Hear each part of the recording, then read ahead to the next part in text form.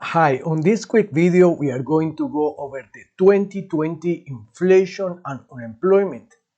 This topic is especially important because we are in a situation in which inflation is rising and unemployment is decreasing in many countries. However, not all countries are particularly following the same pattern of low unemployment. We are going to see how we have a global inflation indeed, and we are going to analyze the situation using the expectations augmented Phillips curve. So that is the aim of today. In general, the idea of this Phillips curve is that when we have aggregate supply responding to aggregate demand, so then imagine that we have a shock in aggregate demand which is increasing. Government has helped or something has occurred that made the central bank to conduct an expansionary monetary policy or a fiscal monetary policy in the case of the government.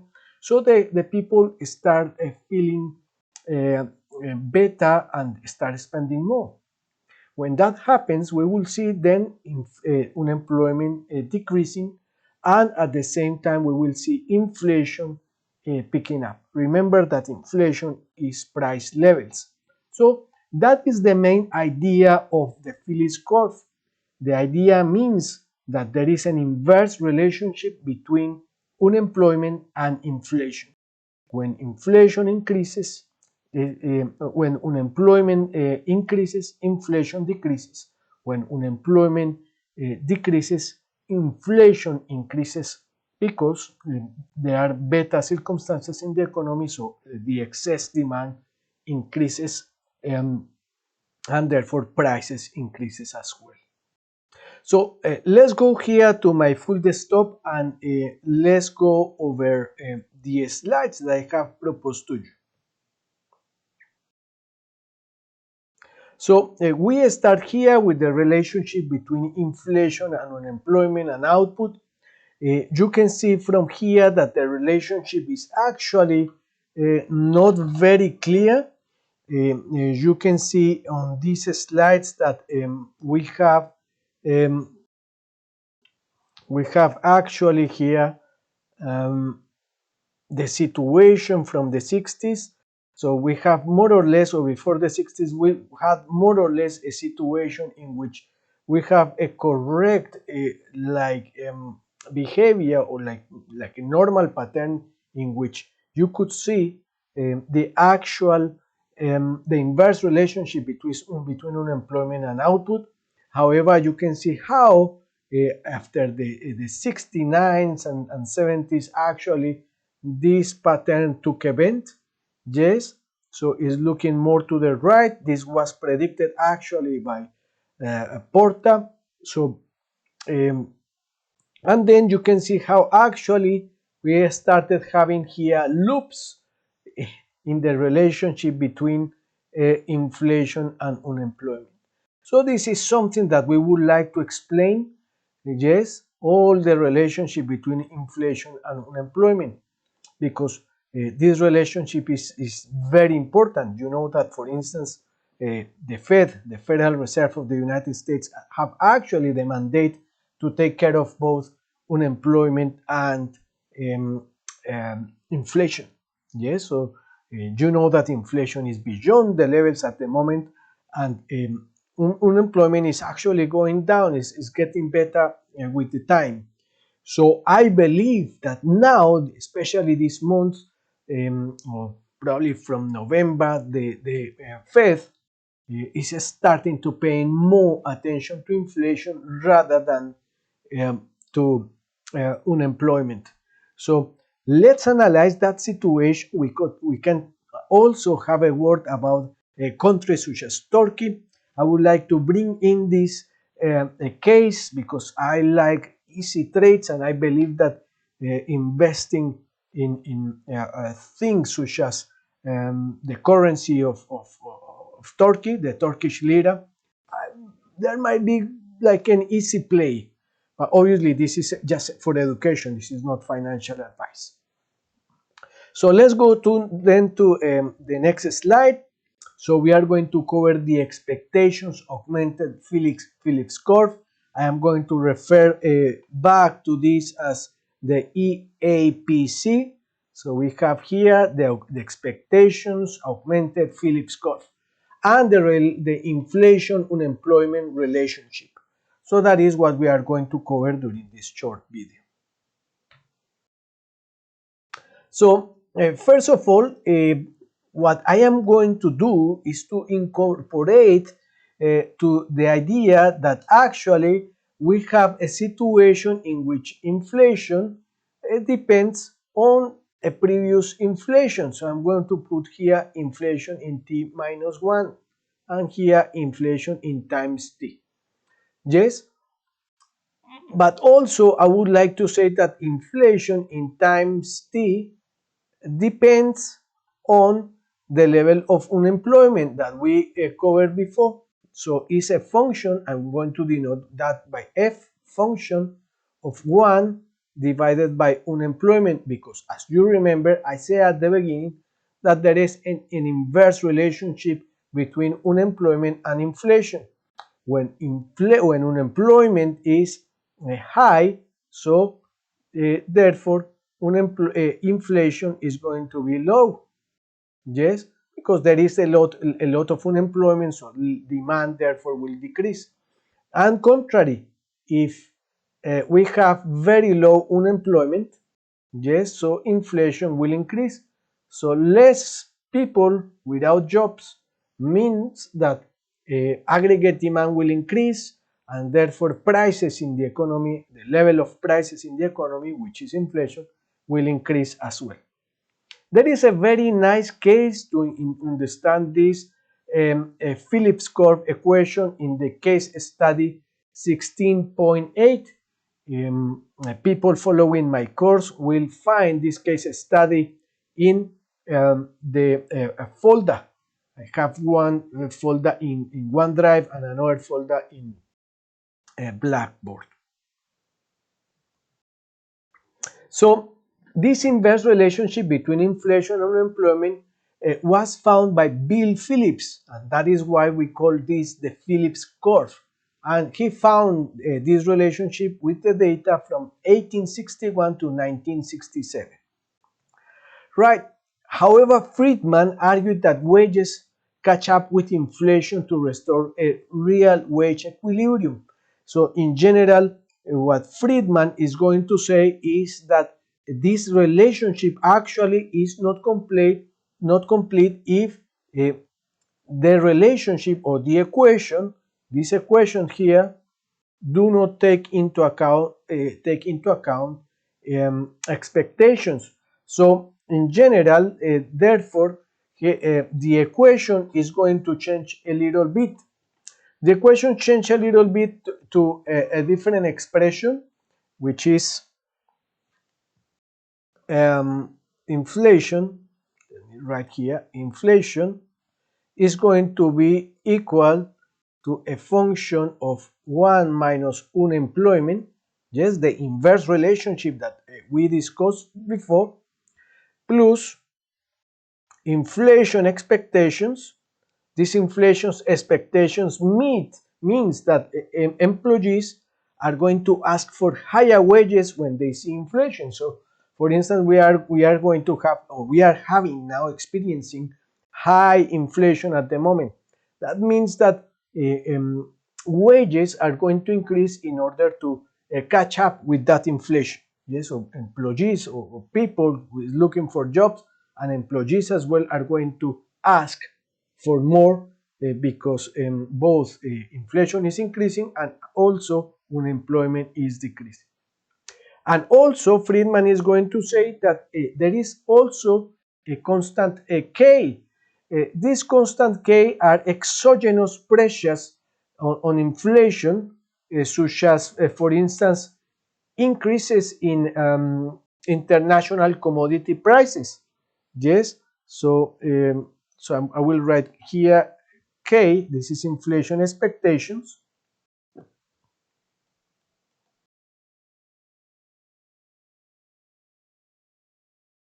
and these are exogenous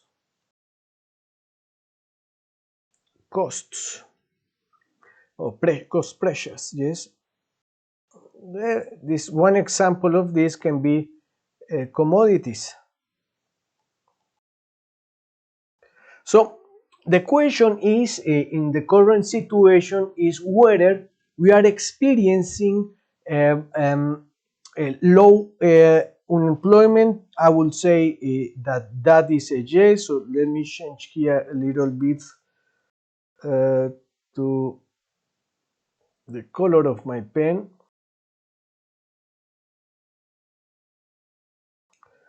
Okay, it's not allowing me, but I will say that yes, this is a yes. So unemployment is decreasing, so therefore inflation will increase because of this.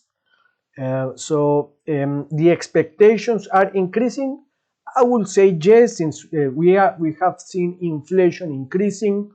Uh, it has not been transitory or has been temporary as the Fed initially said.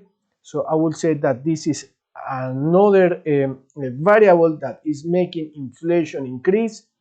Plus, we have K, exogenous cost pressures, are commodities pressures increasing?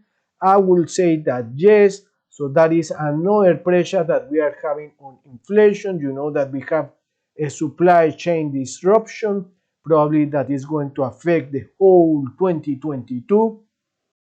We have problems with chips, problems with containers, problems with, here in the UK, for instance, we have problems with lorry drivers. We have as well problems in the labor market, scarcity of labor market in certain sectors. And yes, there are many cost pressures. So I think this analysis or this equation leads me to think that actually inflation in 2022 will increase. Obviously, this equation allows me to think of things that I can do to invest. Goldman Sachs, for instance, is saying at the beginning of this year that a good way in order to hide a little bit from inflation would be to invest in commodities. So yes, it might be a good idea, but obviously this is just for education again. So there are many other ways as well to invest in these commodities, such as copper look very nice because if we are fighting climate change, so therefore copper might be a good investment. So as you can see, all these economic equations are actually allowing us to discuss things.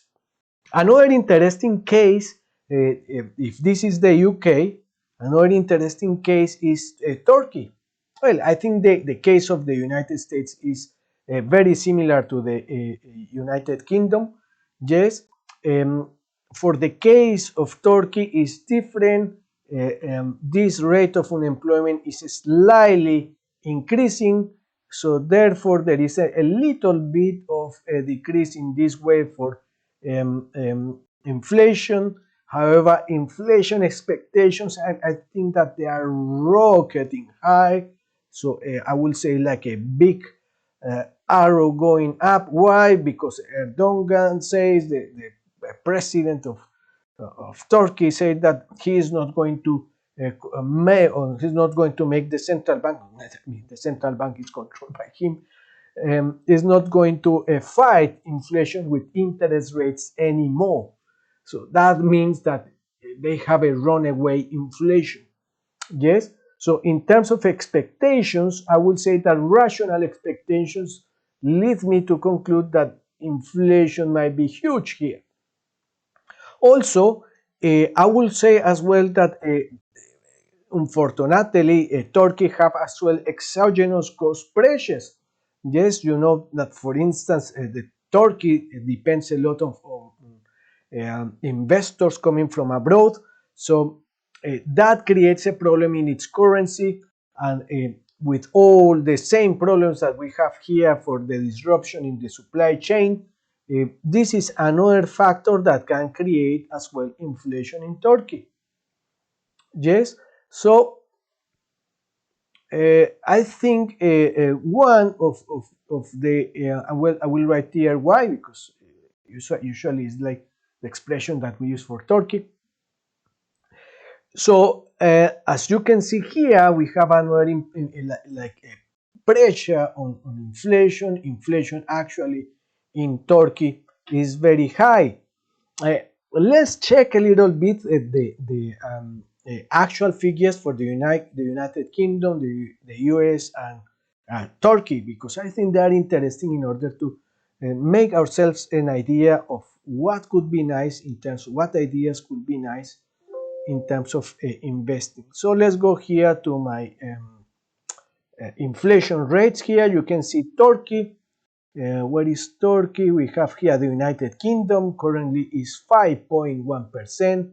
The previous uh, reading was 4.2%. So as you can see, is increasing, meaning that yes, we had reason in my previous analysis, and this might carry on increasing slightly. The central banker here in the United Kingdom started to increase the interest rates. However, at increasing the interest rates, these inflationary pressures are not going to change immediately. So it takes a time, like for the interest rates to act to this inflation. Right, we have as well here the United States somewhere. Let me find it in here. Huge inflation. You can see it passed from 6.2% to 6.8%. This is a very, very huge inflation, since the actual target inflation is just 2%. So Jeremy Powell, the chairman of the Fed, is now saying that he's stopping looking at unemployment and is now going to start looking at inflation. And I think that is a huge, huge change for the stock market, the bond market, and the commodities and currencies, bonds, everything. So if uh, Powell carries on increasing in order to control this inflation, I think he will need to start making several increments in the interest rate, or even thinking on selling the bonds that he previously purchased or buy during the pandemic, the current situation that we are trying to end. So if that happens, I believe that the stock market can crash, especially all these stocks that are related to future cash flows, very future. So many technological stocks are in that basket of things that can fall sharply. I actually have seen ARC Innovation. If you remember, I talked to you about Cathy Woods. ARC Innovation is falling sharply today. Yields, bond yields are actually increasing, trying to increase because of this increment in the hawkiness of the Fed. And that is puts the stock market under pressure in general. There can be a contagion effect and a general fall in all shares. So, but as the yields carry on increasing, there is an inverse relationship with the price of the bonds. So, the prices of the bonds might fall. I believe under these circumstances, probably it's a good idea to be in different assets than bonds to hedge the market, such as metals, yes, and other commodities. But in general, I believe that Goldman Sachs is right in saying that hedging is going to be very important this year, and that commodities might be offered like a good space to hedge against the risk. So here we have then a Turkey. You can see 36% of inflation. I think like one from 21% to 36% of inflation. That is very high. The same for Argentina, but at least the increment is a little bit flat at the moment, although 51% of inflation is seriously like a huge figure. 36% figure means that things such as betting against the Turkish lira might be an easy play, right? I will probably start looking into it. So if the Turkish lira come back to the level of 11, 12, or even 10, I think I will start accumulating Turkish lira because it looks that Turkey is actually unraveling like a huge inflation. So therefore, depreciation in the Turkish lira. You know that inflation means that the level of prices increases and the same money that we are using starts buying less and less and less and less. So that is depreciation of the Turkish lira. So that is why I believe that this topic is very important. We have here the natural level of unemployment here for the United States economy. Actually, you can see that is calculated by the Federal Reserve here of Fred.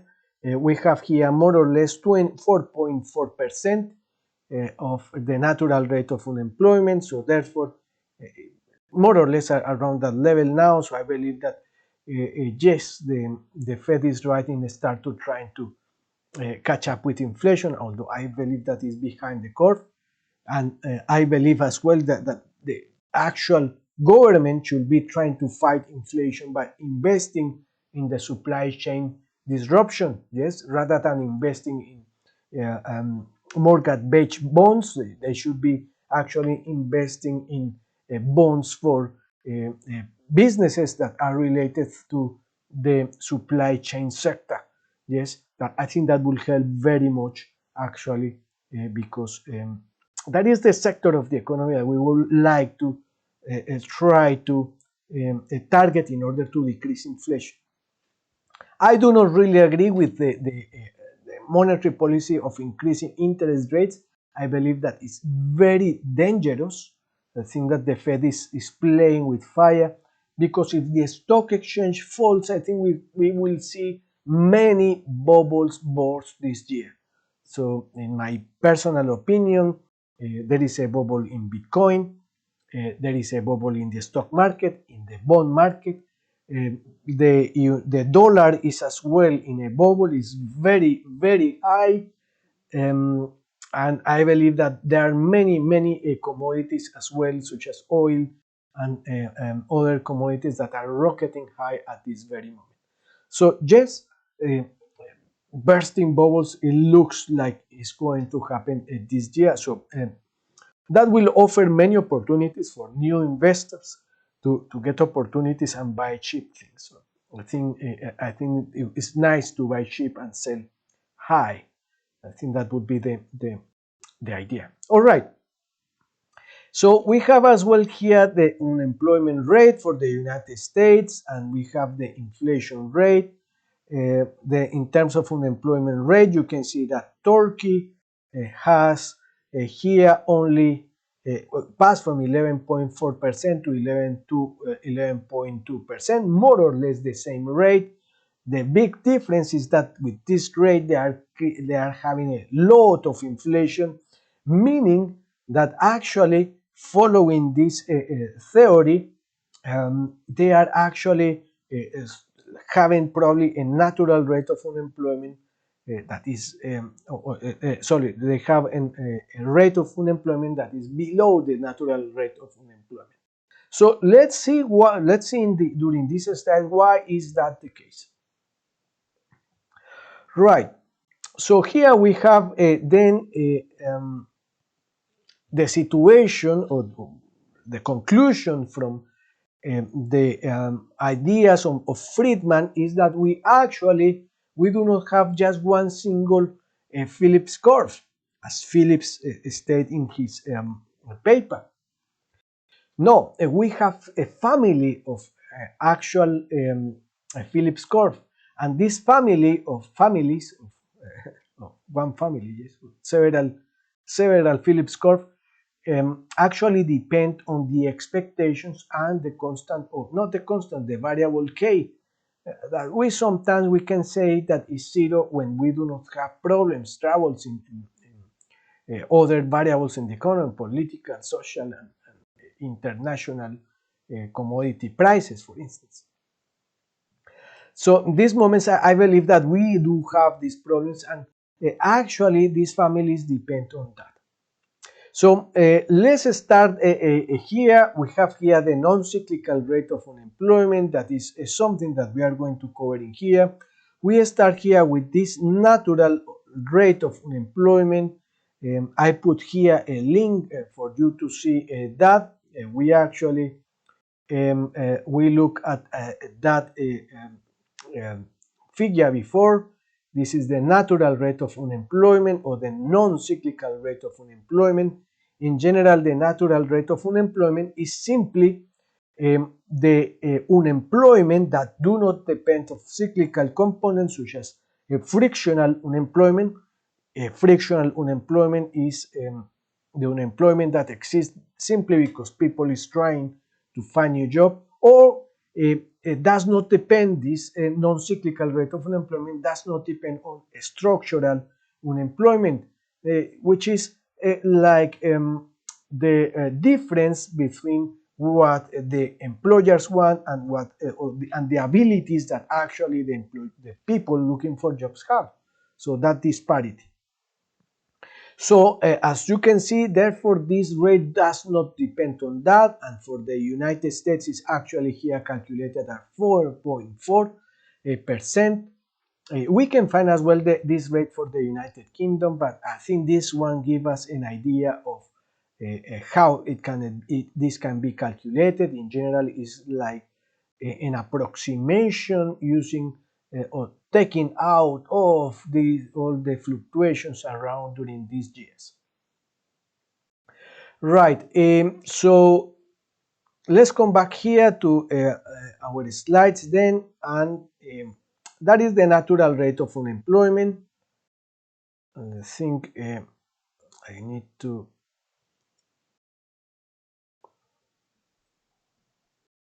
change to the presentation, but my mouse got stuck.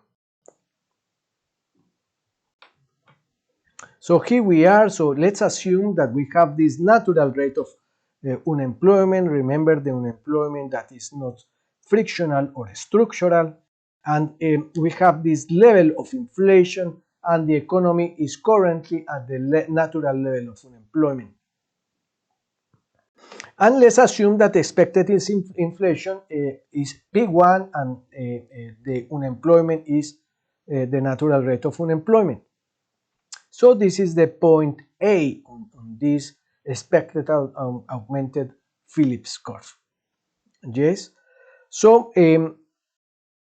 now let's assume that the government wants to have like a lower level of unemployment. Say that we are talking about Turkey, which has 11% of unemployment, but it looks that the natural actual level of unemployment is more than 11%.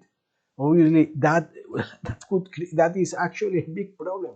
11% is a high rate, and if that is not the natural rate of unemployment, probably we are way Turkey is way to the right in terms of a natural level of unemployment. So that means that the economy is in trouble, right? Because we can say that unemployment is like the level of efficiency, yes, of an economy to use the resources, particularly labor. So let's assume that aggregate demand rises, but expected inflation remains at a P1. So there is a movement along these expectations of augmented Phillips curve. Yes, so we have here that therefore we have a movement along the curve from A to B, right? This was created because of the government. Let's say they wanted to increase aggregate demand to get more votes for a campaign, or to try to solve the problem of unemployment in certain country. So as you can see, inflation increased, Yes, because of that, less unemployment, more people buying, the level of prices immediately increase in the short run.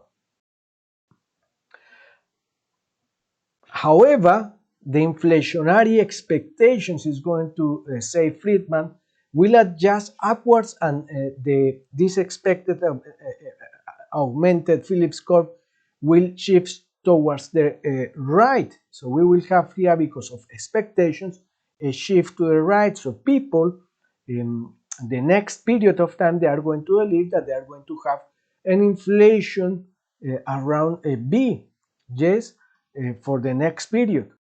So therefore, if that happens, unless there is a further rise in demand, so therefore inflation will remain at the level of B. This is this level of C. However, as you can see, unemployment will shift back to the natural rate of unemployment.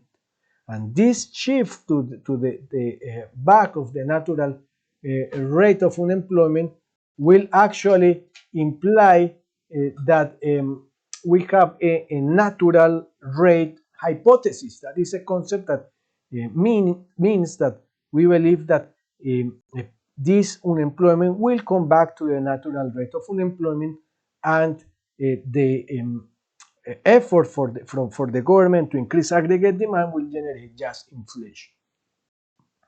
So that is what happens here. If nothing happens, if the government does not carry on trying to to decrease unemployment by increasing aggregate demand, so therefore next year the actual interest rate is going to be C. Okay, so that is the way in which this framework works. You can see how inflation has actually increased, and unemployment actually in the short run moves to the left. In the long run will come back to the natural level of unemployment. So as you can see, a key point here for like analyzing the situation of the UK and the US and Turkey, and indeed all countries actually, is the way in which people form their expectations. So we have in theory two types of expectations. The first one is adaptive expectations, and the second theory is rational expectations. So expectations are a key point here, because Friedman actually demonstrated that the loops that you saw in our first graph actually depend on these expectations. Adaptive expectations is that people, households in these economies, are looking only at previous expectations on inflation. So if they look at if they look at the past of inflation, they will use that past of inflation in order to make themselves an idea of what is going to be inflation in the future. The difference with rational expectations is that households and people in that country are going to use all available information to make themselves an idea of what is going to happen with inflation. So in 2007, for instance, after all the quantitative easing, we did not have inflation. Many mutual funds actually invested in commodities during that time, thinking that inflation was going to skyrocket.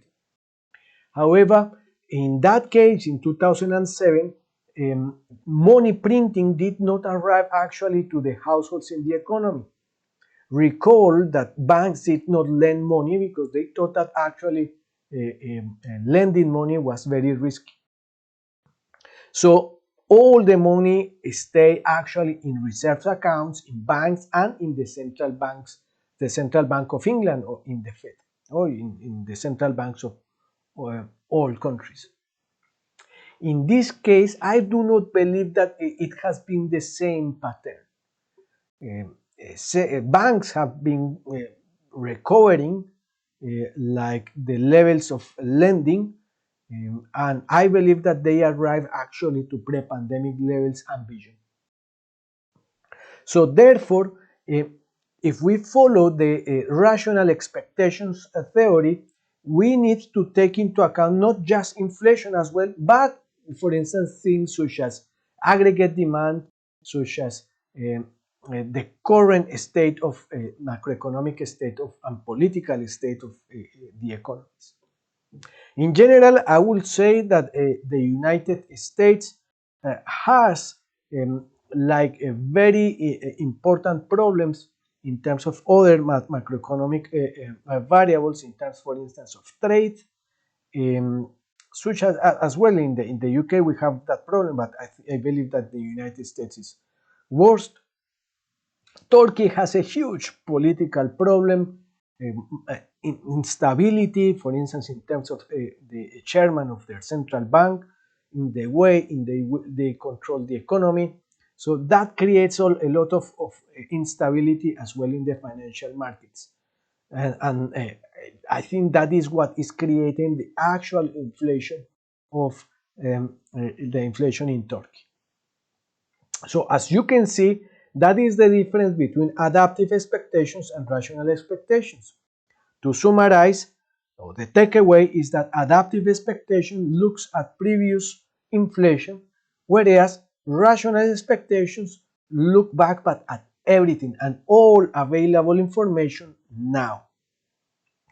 Yes, in forecasting with all available information, or in predicting what is going to happen with all available information, agents usually make errors in their estimations. However, these errors can be taken by random. So in general, households are going to overestimate and sometimes underestimate, but in general, in the long run, they are going to be okay, because sometimes they overestimate, sometimes they underestimate. And that is the main idea of the rational expectations theories on inflation and unemployment. So in the short run, we have therefore a natural rate hypothesis. I explained when I was explaining the graph that this short run perspectives means that the natural rate of unemployment is going to be like the focus of the unemployment rate. Yes, so if it is below the natural rate of unemployment, if unemployment is below the natural rate of unemployment, so therefore in the long run we will shift towards the natural rate of unemployment. And again, if contrary, there is too much austerity in that country, yes, and we are beyond or further away from the natural rate of unemployment, so therefore the economy will try always to come back to the natural rate of unemployment. And that is the natural rate hypothesis. So I think we have been actually above this natural rate of unemployment in the UK, particularly during this very long austerity period. The same for Japan, not as so for the United States. I think they have been more or less below the natural rate of unemployment, especially when Donald Trump was the president. Yes, I think he has some weird ideas. In terms of supporting the economy and acting quickly, he was actually good, in my personal opinion. So also we have that fluctuations in aggregate demands and movements along the Phillips curve is are going these fluctuations in aggregate demand is going to be along, or they are going to be along the Phillips curve. And when we have a change in the expectations or in the variable k that states for any other environmental changes in the conditions, yes, so that is what is going to cause the shifts in these EAPC curves. All right, so after this long discussion, then there is a special topic here, which is market clearing. And this topic of market clearing is important because all this analysis in terms of the relationship between inflation and unemployment and the Phillips curves are going to depend on the velocity at which the market is clearing. So, for instance, if inflation or if unemployment, inflation is catching up with unemployment and the other way around, yes, because labor tends to ask for more salaries when they see inflation. The topic of the velocity at which the market is clearing is very important. So, in general, the new classicals are going to say that the speed of the market clearing is very fast. Okay, that is the political right. They believe that the market is actually no sticky and clears the prices in real time sometimes, very fast.